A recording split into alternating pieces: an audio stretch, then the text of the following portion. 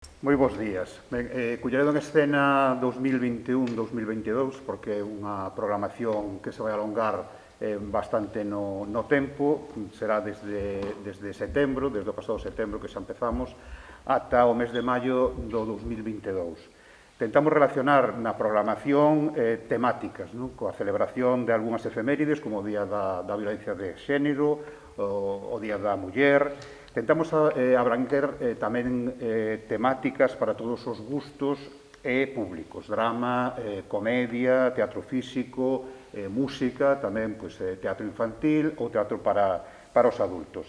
Tentamos programar tamén seguindo os parámetros de boas prácticas tanto en materia de igualdade, en materia de inclusión, de promoción da lingua e contamos, pois, hai que decirlo, cun orzamento bastante elevado para estas 27 funcións e co patrocinio da Diputación da Coruña a través da rede cultural.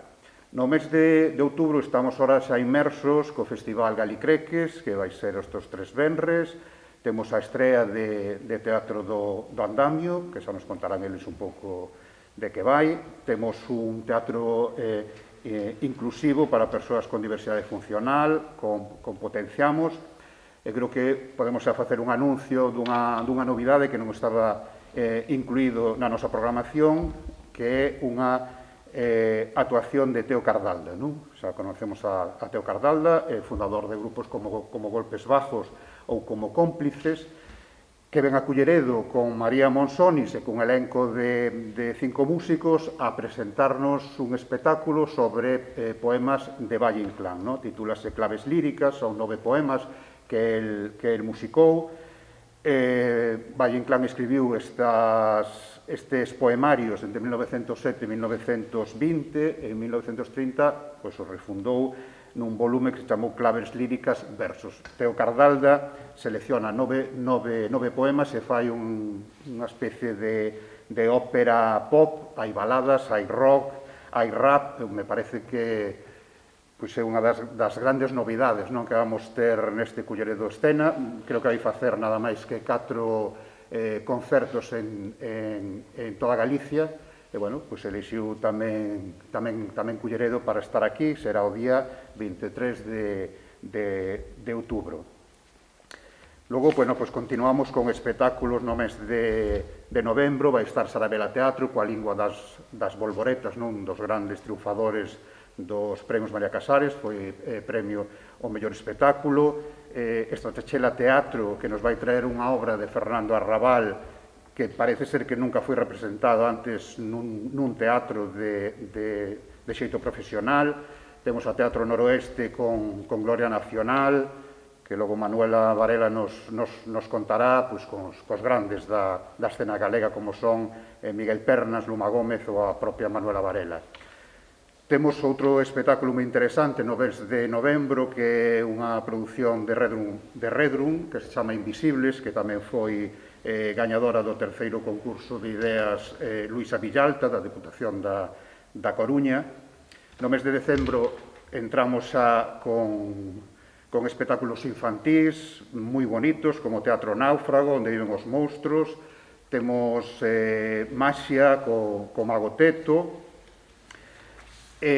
Continuamos xa no mes de xaneiro tamén con máis programación, con teatro como Mago Rafa. No mes de febreiro temos outro espectáculo moi interesante, como é Estrela do Día, a última produción de producións teatrais excéntricas, con Evaristo Calvo, con Víctor Mosqueira, con Patricia Vázquez. Continuamos tamén alternando un pouco teatro para adultos con teatro infantil. Teremos Teatro Cubo, teremos de novo aquí en Culleredo Baobab Teatro, que tamén estuvo nominada ao mellor espectáculo infantil dos premios María Casares. Temos de novo tamén, pasarán por Culleredo, Luis Iglesias e Marcos Orsi, que son sempre garantía de comedia e de éxito, con Conexión Pingüín. Volvemos a ter Maxia. Culleredo sempre foi un concello no que se apostou moito pola maxia, e creo que o público nos lo agradece sempre.